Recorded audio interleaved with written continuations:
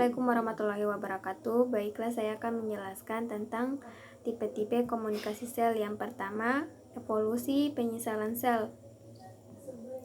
Ilmuwan berpikir bahwa mekanisme penyisalan pertama kali berevolusi pada prokariota, purba dan eukariota bersel tunggal, dan kemudian diadopsi untuk berbagai kegunaan baru oleh keturunan multiseluler organisme tersebut. Sementara itu, penyisalan sel tetap penting dalam dunia mikroba.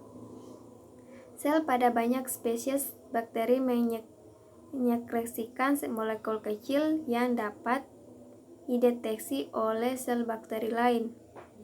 Konsentrasi molekul sinyal semacam itu memungkinkan bakteri menghindari densitas lokal sel bakteri, suatu fenomena yang disebut penghindaran quorum atau quorum sensing.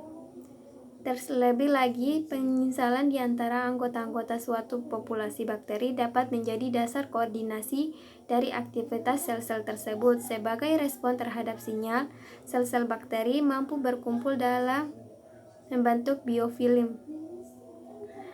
Agregasi bakteri yang seringkali membentuk struktur-struktur yang dapat dikenali dan mengandung wilayah-wilayah dengan fungsi yang terspesialisasi. Peraga menunjukkan suatu respon agregasi yang khas pada salah satu tipe bakteri. Penyisalan lokal dan jarak jauh seperti sel kamir, sel dalam organisme multiseluler biasanya berkomunikasi melalui pembawa pesan kimiawi dengan sel target yang memungkinkan tepat berada di sebelah sel tersebut, atau memungkinkan tepat berada di sebelah sel tersebut, atau mungkin juga tidak. Seperti yang kita ketahui, lihat sel dapat berkomunikasi melalui kontak langsung peraga. Sel hewan maupun sel tumbuhan memiliki sambungan sel yang jika ada menghubungkan secara langsung sitoplasma sel-sel yang bersebelahan.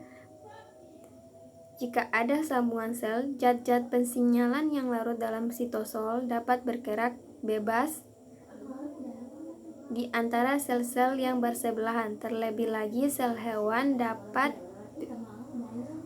berkomunikasi melalui kontak langsung di antara molekul-molekul permukaan sel yang dibatasi membran, yang terjadi selama proses yang disebut pengenalan antara sel peraga.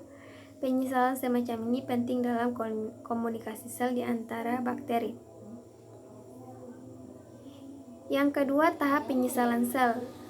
Pada penelitian perintis yang dilakukan oleh R. W. Sutherland yang dianugerahi hadiah Nobel tahun 1971, Sutherland dan koleganya di Vanderbilt University menyelidiki bagaimana hormon hewan yang disebut epinefrin merangsang penguraian polisakarida simpanan, yaitu glukogen di dalam sel hati dan sel otot rangka.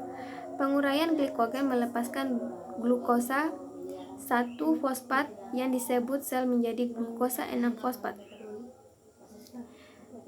Penelitian awal Sutherland menyiratkan bahwa proses yang berlangsung di ujung penerima percakapan seluler dibagi menjadi 3 tahap. Yang pertama, penerimaan. Penerimaan adalah ketika sel target mendeteksi molekul sinyak berasal dari luar sel. Yang kedua, transduksi, yaitu peningkatan molekul sinyal mengubah protein reseptor dengan satu penghuni tanah yang disebut Mycobacteria atau bakteri lendir. Yang ketiga, respon. Pada tahap ketiga, penyisalan sel, sinyal yang ditransduksikan akhirnya memicu respon seluler spesifik.